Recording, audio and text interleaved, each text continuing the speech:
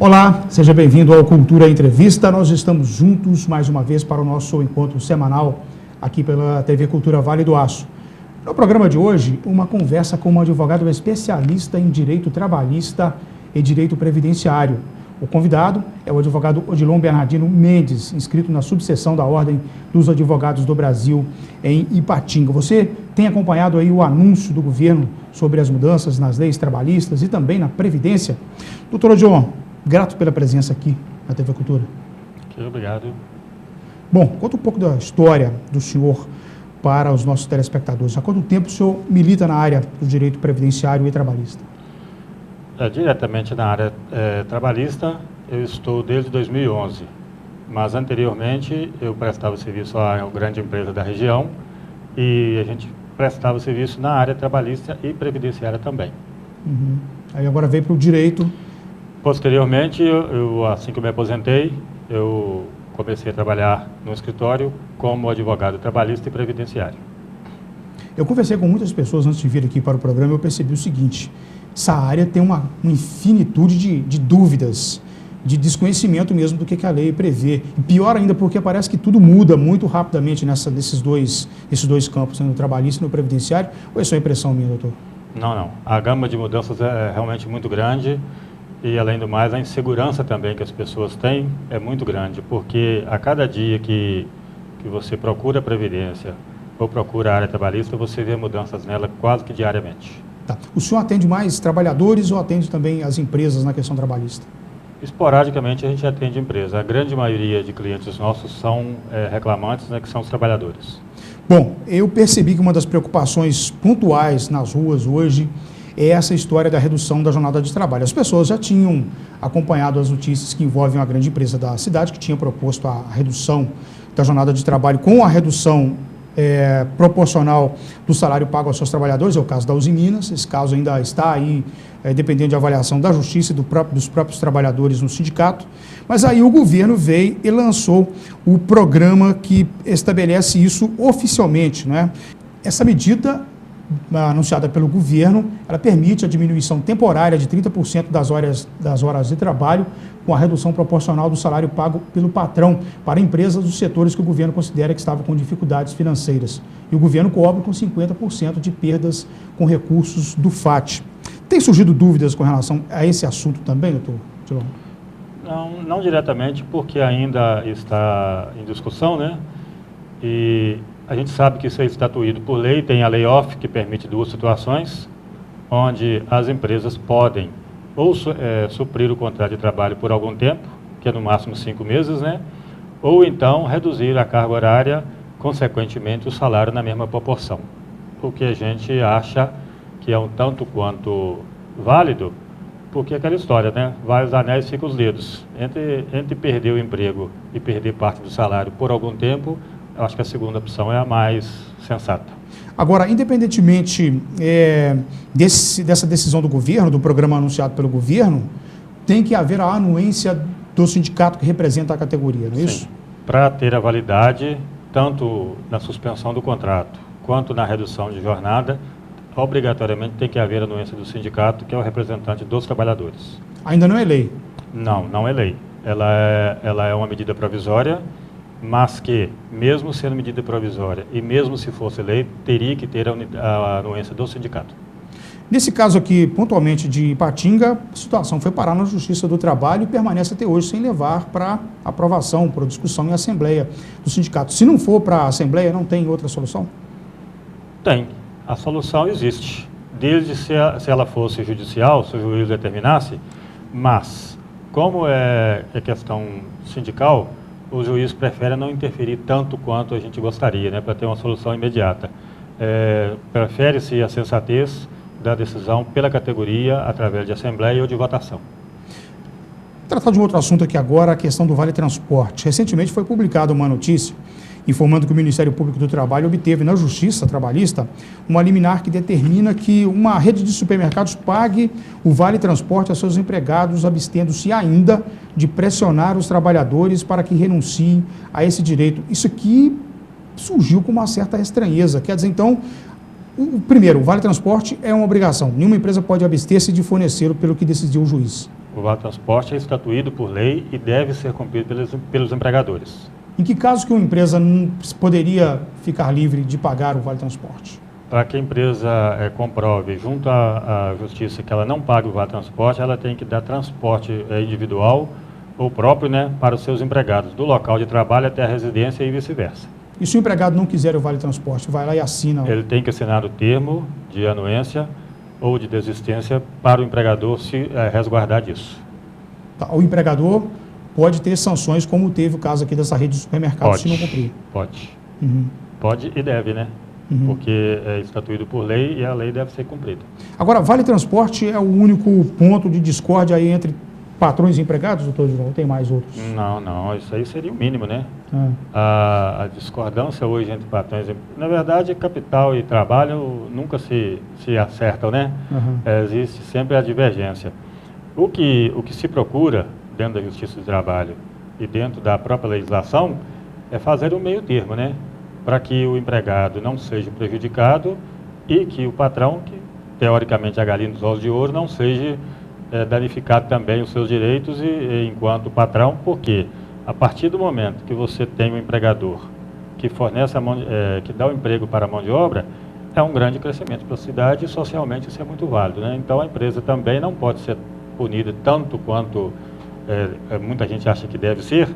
Por quê? Porque você estaria matando a galinha dos ovos de ouro, né? Inviabilizando negócios, né? Inviabilizando o negócio. Agora, caberia também ao patrão ou os gerentes de recursos humanos entender que existe uma lei que precisa ser cumprida. Saber que tem que ser cumprido, eles sabem. A questão é de buscar alternativas para baixar a folha de pagamento de algumas formas, né? E tem algumas formas que não são muito sensatas e nem muito legais. Acaba depois desaguando lá em processos trabalhistas. Acaba no processo trabalhista e acaba tendo punições que, às vezes, por uma má administração, poderia ser bem menor, né? Uhum. Se a administração tivesse uma equação desses problemas anteriores à demissão, seria bem provável que a Justiça do Trabalho tivesse menos abarrotada de processos como está hoje. Doutor Odilon, hora extra gera demanda também na Justiça? Muita. E em que situação que a hora extra está terminando aí em conflitos na Justiça Trabalhista? A hora extra, ela é muito relativa à questão da hora extra, porque o ponto de vista diverge. O empregado, para ele saiu de casa e está em hora extra. E não é bem assim, né? Existem algumas nuances e alguns pontos que têm que ser observados, porque a hora extra também é estatuída por lei e tem artigos próprios na CLT, na Justiça do Trabalho, que se diz o que é hora extra e o que não é. Então, a hora extra, ela é também um ponto de discordância muito grande entre empregado e trabalhador. Empregador. Okay. Eu ouvi, nas perguntas que eu colhi com as pessoas nas ruas, a seguinte situação. Trabalho aos domingos e feriados. A remuneração é de igual para igual? Quer dizer, trabalhou uma hora, vai depois compensar uma hora, ou essa hora ela tem que ser acrescida de algum outro recurso? Não. Porque trabalhou domingo e feriado? Não. Cada caso é um caso. Para o pessoal que trabalha, por exemplo, em turno de revezamento, o sábado, domingo e feriado, eles são como dias normais. Apesar de que, nos feriados, a legislação manda que se pague hora extra, mesmo sendo de turno. Agora, os sábados e domingos é só para o pessoal que tem o trabalho chamado horário administrativo. Uhum. Então, o pessoal de turno trabalha por revezamento, são por letras, né? Uhum. Então, esse pessoal aí, o feriado deles é considerado hora extra, mas o sábado e domingo não, é dias normais. Ok. E nas outras situações em que a pessoa é obrigada a trabalhar nas em situações feriados? Que a pessoa é horário administrativo e que tem que trabalhar o sábado e domingo, é hora extra. É hora extra. Hora extra. 100% ou acrescido de alguma outra coisa? Depende da convenção do sindicato deles, porque existem situações que é com as vantagens, outros é sem vantagem, outros é com 100%, outros com 75%, alguns podem compensar, outros não, depende muito do acordo sindical. Ah, tá. A questão da compensação, então, ela não é facultativa, ela tem que ser estabelecida em convenção. Tem que ser estabelecida em convenção. Uhum. Banco de horas é um negócio legal? Depende para quem. Para o empregador, é um ótimo negócio. Para o empregado, não tanto. Também tem que ter estatuído em lei e tem que ser regulamentado. Por que eu falo que não é legal para o empregado? Porque o empregado, na hora extra, ele tem um percentual no mínimo de 50% na hora. Na compensação, ele vai trabalhar num dia de folga e vai compensar hora por hora. Então, para o empregado, não é um bom negócio. Mas para o empregador, desde que estatuído, é um ótimo negócio. Tá, eu estou percebendo aí, o senhor citou várias vezes aí convenção trabalhista, quer dizer, as pessoas que trabalham têm que procurar a convenção do seu sindicato, do seu representante, até mesmo para saber o que vai reivindicar lá na frente, não é isso, doutor? Toda categoria, em qualquer tipo de trabalho, ele tem um representante dele do sindicato. Alguns atuantes, outros não, é o que não vem ao caso, né? Mas obrigatoriamente ele tem que ter um sindicato que o defenda e que o substitua no caso de necessidade processual. Olha, nós vamos agora dar um rápido intervalo e logo na sequência nós vamos tratar aqui de um assunto espinhoso. Tenho certeza que você do outro lado já deve ter ouvido falar sobre isso aqui. Se não ouviu falar, se não se enquadra nessa situação aqui, ou tem um amigo ou um parente que precisa, que tem uma atividade profissional que se enquadra no perfil proficiográfico previdenciário, é o PPP. O que é isso? Quais são os direitos que ele assegura? Quais são os deveres das empresas com o PPP e principalmente qual que é a eficiência dele quando a pessoa vai se aposentar? É um minuto só.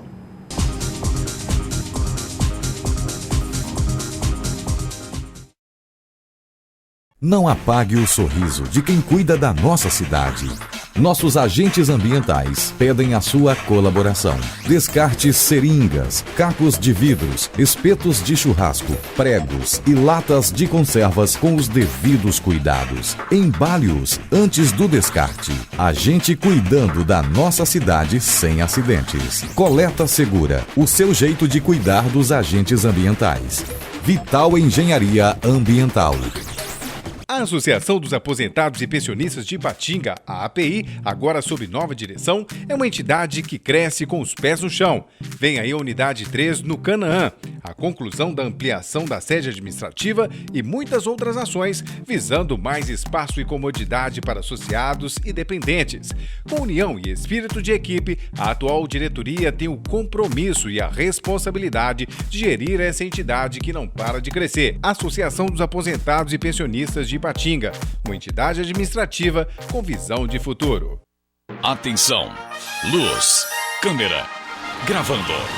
Todos os momentos devem ser registrados com qualidade e profissionalismo. Lana Vídeo Produtora Audiovisual, especializada em vídeo empresarial, documentários, comerciais para TV e eventos sociais. A equipe Lana Vídeo lhe atende com profissionais capacitados para fazer o melhor registro do seu evento. Lana Vídeo Produtora Audiovisual. Ligue e agende uma visita. 38216992 ou acesse lanavideo.com.br.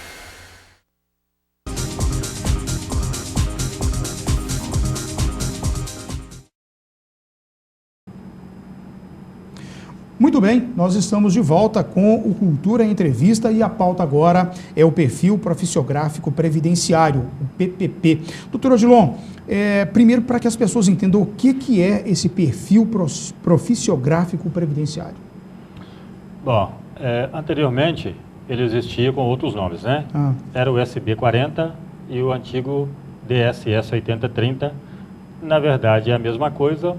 Porém, a partir de 1/12 de 2004, foi estatuído o PPP, onde traz as informações do empregado e do empregador, da atividade, os riscos que ele exerce nessa atividade e a possibilidade de uma aposentadoria mais precoce em relação aos riscos que ele está exposto. É a famosa aposentadoria especial. Aposentadoria especial.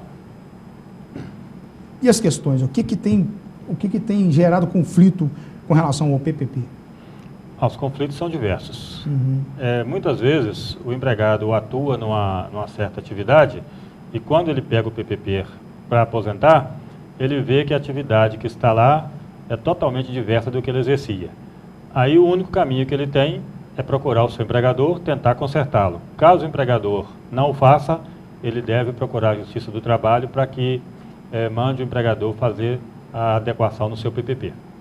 Bom, eu vi que é um assunto com muitas dúvidas, tem aqui uma tonelada de perguntas sobre esse assunto. Vamos pelo menos a algumas delas, que nós consideramos aqui que são as mais graves, e ver se é possível fazer uma luz. É interessante lembrar o seguinte, cada caso deve ser avaliado pontualmente cada caso de forma individual, né? Essas perguntas e respostas aqui vão apenas lançar uma luz sobre a complexidade do assunto. Vamos lá?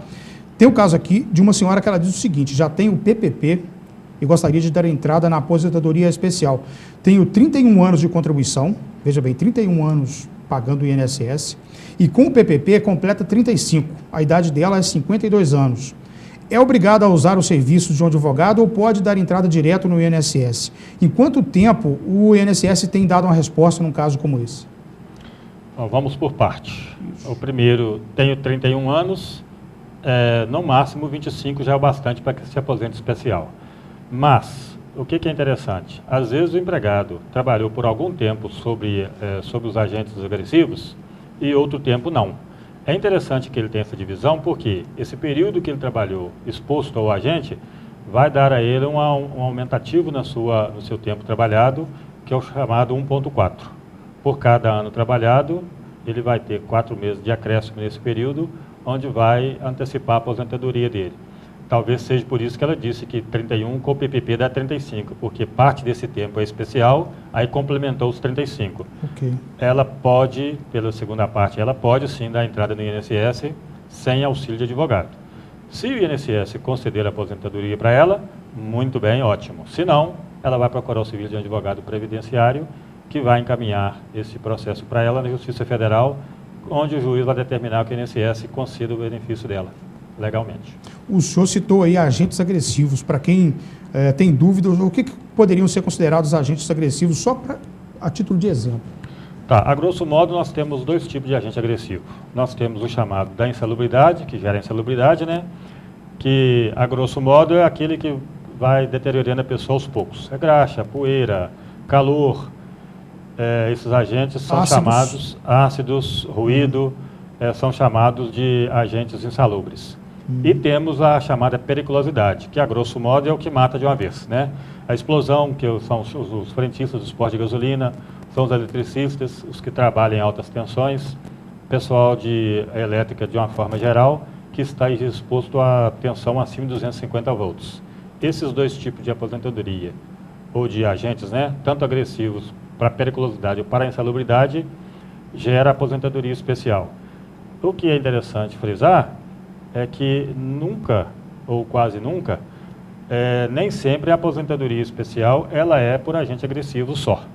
Porque você pode ter parte de um agente que é agressivo na insalubridade e na periculosidade. E os 2 vão compor a sua aposentadoria em 25 anos no máximo, né? Porque nós temos aí 25, 20 e 15.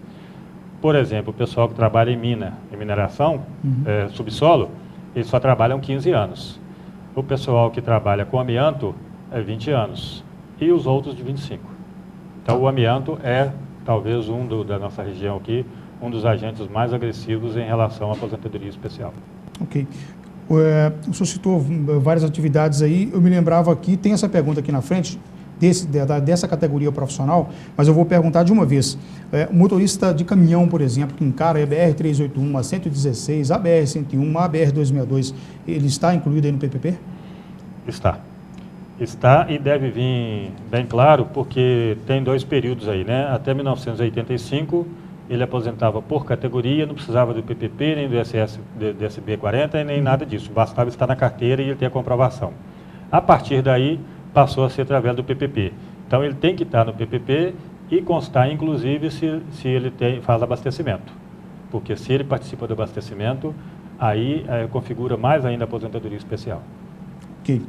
Vamos a outra pergunta aqui também, de telespectador. Sou deficiente físico congênito, visualmente e documentalmente comprovados por ortopedista, inclusive consta na CNH.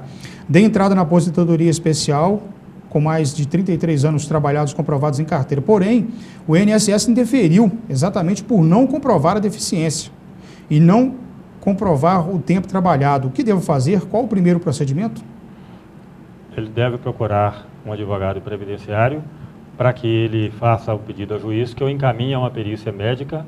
Esse perito vai montar para ele um laudo técnico. Esse laudo vai ser encaminhado ao juiz junto com a ação e muito provavelmente o juiz vai mandar o INSS deferir a aposentadoria dele via judicial. já basta aí pela pergunta do senhor perceber que a pessoa vai ter que ter paciência numa situação dessa aqui. Isso não se consegue de um dia para o outro. Paciência e perseverança, né? Porque uma ação judicial hoje na Justiça Federal, ela pode chegar a 10 anos para te dar um retorno. Meus amigos, vocês que estão em casa e acompanhando, é isso mesmo, tá? São absurdos, nós estamos tratando aqui da entrevista dos absurdos. E tem mais questões trazidas aqui para os telespectadores que são assustadoras até. A pessoa, esse caso aqui, é deficiente físico congênito, quer dizer, já nasceu, né, com deficiência. Estatuído em lei, ainda assim a INSS não reconhece. A deficiência dele pode ser vista e ela está documentada na CNH e não conseguiu aqui o benefício. Vai ter que recorrer ao advogado. Tem o PPP de 21 anos de trabalho insalubre na fabricação de adesivos com cola de sapateiro, adesivo, né? No PPP está bem descrito o risco químico e que exercia função de modo habitual e permanente. Quer dizer, não era uma vez ou outra que ele aplicava cola no adesivo. O INSS não enquadrou como trabalho insalubre, enquadrou como ruído. Dá para acreditar nisso? É muita falta de caráter. Agradeço se puder me dar uma luz sobre o que devo fazer. Bom, deve ter havido um equívoco aí, porque o agente químico cola, ele é qualitativo. Basta que ele exista no ambiente de trabalho ou na atividade do empregado para que ele configure a aposentadoria especial. Já o ruído é quantitativo, ele tem que ser medido e tem a dosagem, né? Que até 1997, março de 97, bastava que ele fosse acima de 80 decibéis para dar direito à aposentadoria especial. De 97 até 2003, saiu-se um decreto aí, que é o decreto 4882, que estatui que tem que ser o ruído acima de 90 decibéis. E a partir de 2003, basta que seja acima de 85. Então, é uma sopa de legislação que existe, que dá uma certa insegurança ao trabalhador exatamente por isso. Ele não sabe qual o nível de ruído que ele tem que ter para ele aposentar. E essa mistura que tem de níveis de ruído aí, complica, inclusive, a legislação. A legislação hoje, ela tem dúvidas quanto à concessão da aposentadoria. Até o próprio judiciário hoje está embananado com isso aí. Tem alguns juízes que concedem, outros não, e aí tem que ter recursos, N recursos, é por isso que chega a 10, 12 anos. Olha que situação. Eu me lembro aqui que o caso dessa pessoa, desse trabalhador aqui, ele dizia lá que no PPP estava descrito as duas coisas, havia o risco químico e também o ruído estava incluído no PPP. Exatamente. Outra situação aqui, solicitei a aposentadoria especial e me foi negada. O cálculo deu 25 anos, 9 meses e 20 dias, mesmo com o PPP. Trabalho em um hospital. Como faço carta de recurso ao INSS? Será porque é tão difícil adquirir o benefício, já que é um direito que temos? Tá, a carta de recurso é uma prerrogativa que ele tem. Na primeira negativa do INSS, ele pode, chama junta de recursos, né, JCRPS, que vai reanalisar o processo dele. Mas pela experiência que a gente tem, não vale muito a pena fazer esse recurso, porque de 2 a 3% só que são concedidos. A grande maioria continuam sendo negados, porque é a equipe do INSS mesmo que vai analisar. Então, a orientação é que ele procure um advogado previdenciário e já entre com ação na justiça pedindo a aposentadoria em virtude desse agente que ele tem. Tem um complemento dessa pergunta aqui. Se eu recorrer e ganhar, será feito pagamento retroativo? Sim. A partir do momento que... Porque hoje o que acontece? Você não consegue ir ao INSS ser atendido. Você tem que fazer a solicitação via 135 ou através do site da Previdência Social, que é o MPAS, Ministério da Previdência e Assistência Social, onde você vai marcar uma data para o INSS te atender. A partir daquele momento que você ligou para 135, que eles vão te dar um número de protocolo, ou você agendou na Previdência via internet, a partir daquele momento você já tem direito à aposentadoria naquele instante. Mesmo que demore 3, 4, 5 meses a concessão, ele vai vir com o retroativo a partir daquela data. Mais uma questão, eu trabalhei em uma empresa em 2 períodos, que somados são 9 anos. Isso antes de 98, quando houve a mudança na legislação previdenciária. A empresa fechou as portas. Eu pergunto, tem como reaver esse tempo? Trabalhou como motorista de caminhão. Tem sim. Em 16 de 12 de 98, saiu a emenda constitucional número 20, que veio alterar essa situação. Logo posterior veio o decreto 3048/99, que permite também que o empregado, se o empregador deu baixa, ou como se diz na gíria, né, a empresa quebrou, isso, o juiz pode determinar que a perícia seja feita no local idêntico, por similaridade. Ok. Bom, tem uma outra questão aqui. Gostaria de saber se quando uma prestadora de serviços não está mais ativa, o INSS pode aceitar o PPP e laudo emitido pela empresa contratante. No caso da atividade de cobrador de ônibus de transporte coletivo exercida antes de 95, o INSS exige ainda assim o PPP? Quer dizer que são duas questões, né? Primeira delas, quer saber se quando uma prestadora de serviço não está mais na ativa, o INSS pode aceitar o PPP e laudo emitidos por empresa contratante? Pode. Pode, mas normalmente eles não aceitam. Aí ele vai ter que recorrer à justiça para que o juiz determine uma perícia técnica e mande emitir o PPP para que ele tenha direito à aposentadoria. E a outra questão, a do trocador, que é o cobrador de ônibus, né? É a mesma do motorista. Até 95 era por categoria, a partir daí passou a ser por via PPP também. Tá, mais uma questão? Aqui foge um pouco do PPP, vou até conferir se tem outra aqui, ligada a esse assunto, para nós matarmos o PPP. Não, esse aqui já foge um pouco. Só quer acrescentar mais alguma coisa sobre o perfil psicográfico previdenciário? O que a gente deve frisar e deixar bem claro para os interessados é que as empresas normalmente elas te dão o PPP não muito correto. Por quê? Porque quando a empresa te dá o PPP, ela está confessando que existe o agente agressivo na sua área. Se ela é detentora desses agentes, ela tem uma cota de participação que ela tem que pagar para a INSS, que é chamada GFIP.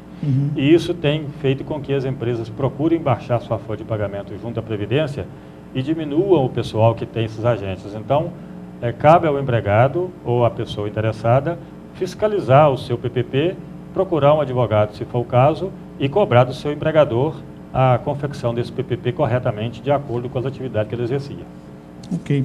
Parece que já teve casos aí em que empresas foram condenadas em ação movida pela Previdência Social porque não adotou os cuidados que deveria adotar lá na sua área de produção, que era insalubre, que tinha riscos, esses agentes nocivos que o senhor citou agora há pouco, não é isso? E não são poucas.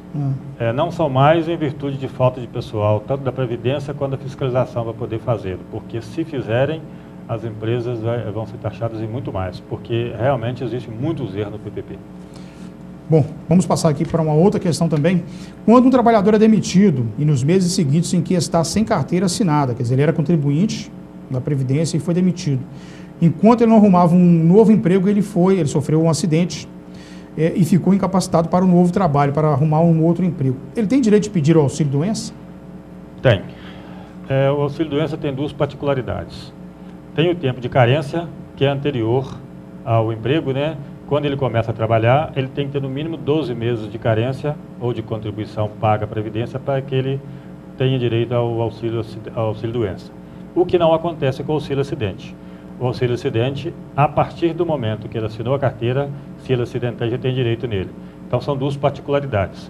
O auxílio-doença, onde a doença ela é uma doença chamada doença comum, ele tem que ter o período de carência, que são de 12 meses. No caso do acidente, não existe essa carência. E o que ele está retratando aí é pós o emprego. Já não é de carência, já é o chamado tempo de graça, né? Que o empregado, após ele perder o emprego, ele pode ficar até 12 meses sem contribuir, que ele tem o período de carência. Ele pode, de graça, ele pode requerer o benefício tranquilamente, que ele vai ter direito a ele. Ok. Essas questões aqui, doutor Odilon, são questões que batem à porta lá do seu escritório com frequência, ou isso aqui são exceções? Não são exceções, é o dia a dia.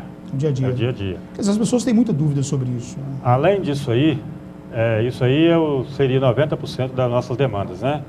Aí tem a discordância da rescisão de contrato quanto aos valores que foram pagos ao empregado, e o empregador vai à Justiça do Trabalho para poder provar ou comprovar se pagou ou não, né?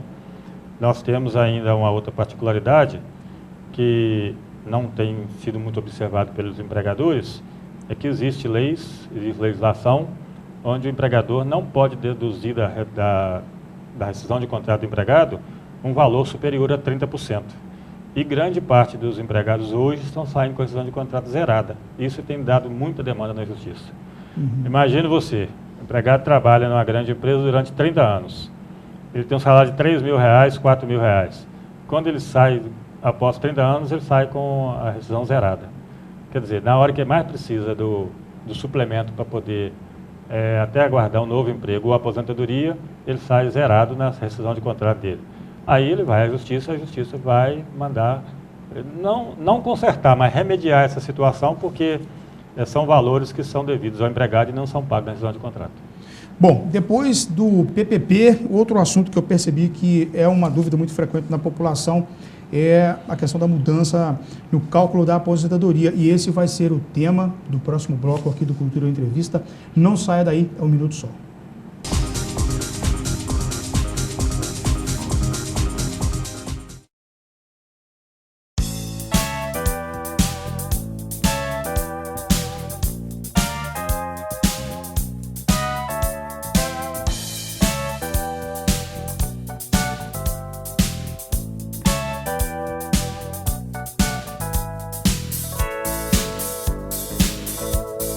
John Móveis, Avenida Alberto Giovannini, 141, bairro Betânia. Telefone 3826-6952. Trabalhando com procedimentos supervisionados desde o corte de chapas até a sua instalação, a Comercial Vidromax e Tempermax utiliza tecnologia de ponta e equipamentos de última geração, maquinário próprio para lapidar e bisotar vidros, além do moderno forno para têmpera de vidro, instalação de vidros comuns, box em acrílico e vidro temperado, esquadrias de alumínio em geral. Comercial Vidromax e Tempermax, Rua Pelicano, número 60, Vila Celeste. O Grupo Dijaffer se consolida pela qualidade de seus produtos.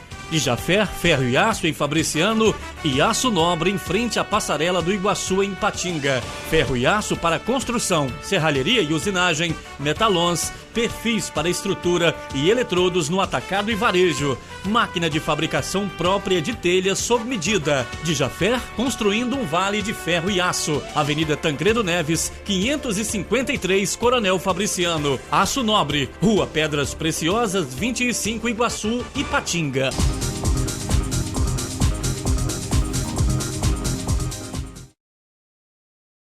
Estamos de volta com Cultura em Entrevista, que trata hoje de direito previdenciário e direito trabalhista, e tem como convidado o advogado Odilon Bernardino. Doutor Odilon, medida provisória 676 institui nova fórmula para o cálculo da aposentadoria baseada em um sistema de pontos. Quais são as principais dúvidas em torno desse assunto?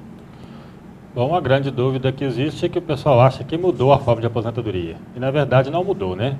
Acrescentou-se mais uma oportunidade do empregado vir aposentar sem o famigerado fator previdenciário. Porque o que existia anteriormente? Nós tínhamos a aposentadoria especial, com 25 anos sem nenhum prejuízo, e tínhamos a aposentadoria com fator previdenciário, que leva em consideração a idade do empregado, a quantidade de tempo que ele trabalhou, e esse percentual dá um prejuízo para ele de até 40% na sua aposentadoria. A partir dessa medida provisória, deixando bem claro que ainda não é lei, né? Que ela pode ser transformada em lei, mas ainda é uma medida provisória. A medida provisória veio acrescentar mais uma possibilidade, principalmente para as pessoas mais idosas, onde somando o seu tempo de contribuição e a sua idade, se mulher fechando 85 pontos, a soma da idade com o tempo trabalhado 85, a mulher vai aposentar sem ter o famigerado fator previdenciário. No caso do homem, a soma é de 95. Deixando bem claro também que essa possibilidade ela é, por enquanto, para esse ano, porque a possibilidade de vir uma progressividade, ela existe. Eles estão pensando em fazer a lei com progressividade de, no ano seguinte, ser 86, 96, 87, 97, até chegar 90 a 100. 90 pontos para a mulher e 100 pontos para o homem. Então, se você tem direito à aposentadoria, quanto mais rápido você fazê-la, menor vai ser seu prejuízo. Tá, isso gerou uma dúvida tremenda. Quer ver? Vamos aqui ouvir a pergunta, a dúvida do senhor Elvio Rodrigues. Ele está prestes a aposentar e tem a seguinte dúvida. Vamos lá. Eu tenho mais ou menos, vai fazer uns 15 anos e tenho 57 anos de idade. Qual que é a dúvida principal do senhor? A dúvida é com relação a antes a gente aposentaria com 65, e agora com a nova lei, eu queria saber se eu, com a idade que eu tenho, se eu vou aposentar com 65 ou se eu vou ter que trabalhar mais tempo. contribuiu 15 anos e tem 57 anos. Quer dizer, ficou um tempo enorme sem contribuição. Né? Exato. Para ele vir aposentar por idade, ele tem que ter no mínimo 180 contribuições. É o que prevê a lei. Na verdade, não mudou, né?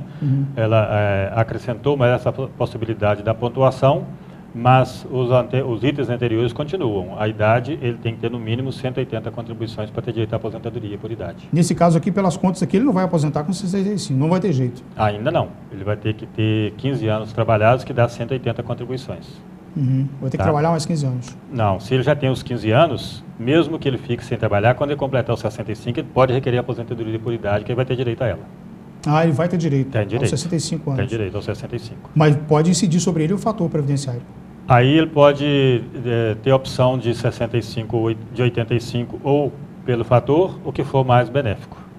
O fator previdenciário, só para dar uma clareada nesse assunto, o fator previdenciário é que leva em conta a expectativa de vida da pessoa. A expectativa de vida, a idade que a pessoa tem atualmente e a quantidade de anos que ele trabalhou.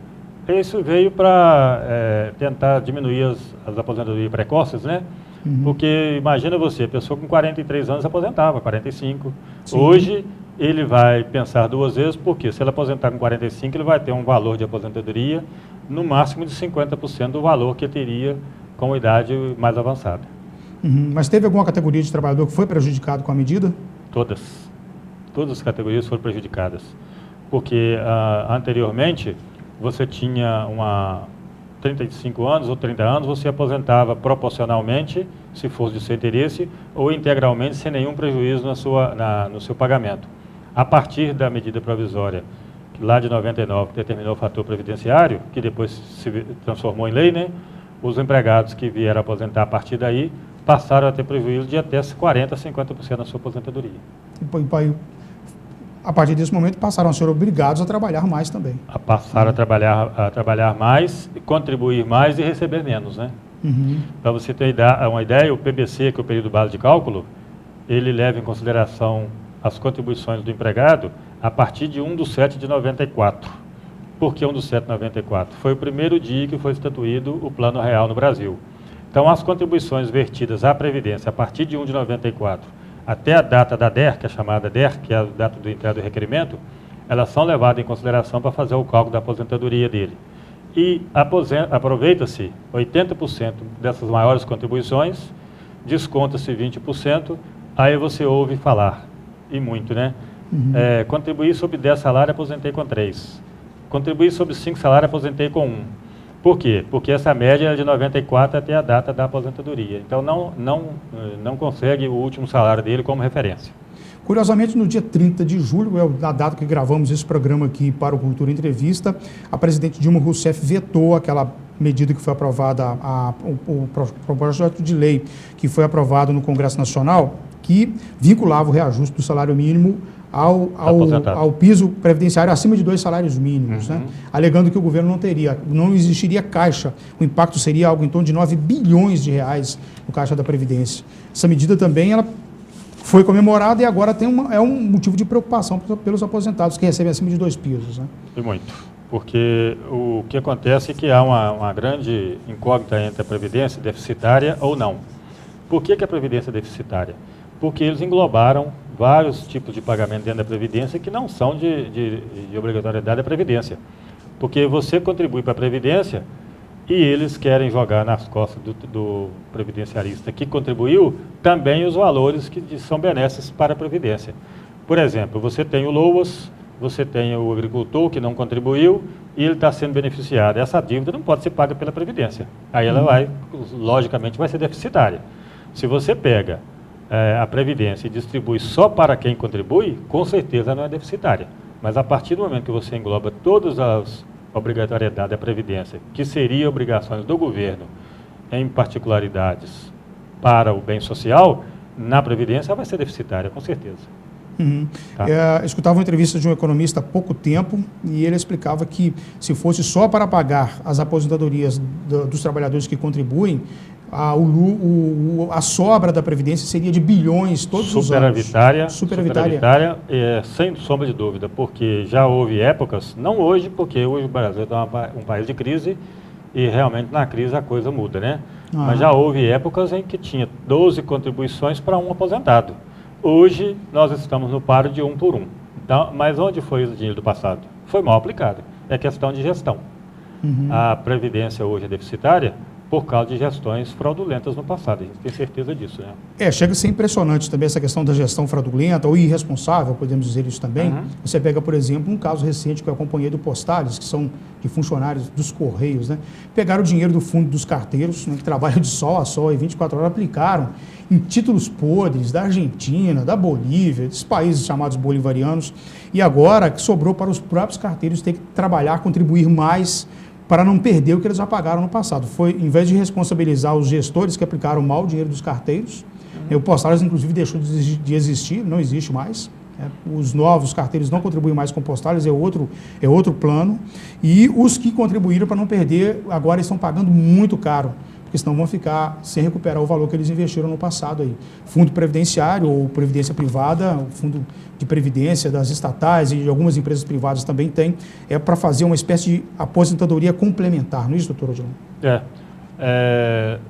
O nosso próprio regime, que é o RGPS, né, o Regime de Previdência Social, no passado, esse dinheiro era aplicado em Transnordestina, Transamazônica, Itaipu. Esse dinheiro foi aplicado nessas grandes obras, que não resta a menor dúvida que o Brasil precisava disso. Mas esse dinheiro teria que ter tido retorno para a Previdência. Como não teve, hoje a Previdência é deficitária em bilhões. E a questão é de gestão, porque mesmo a Previdência privada, se não for bem gerida, ela vai ter problema futuramente, né? Temos hoje várias previdências privadas que estão falindo por falta de gestão. Ok.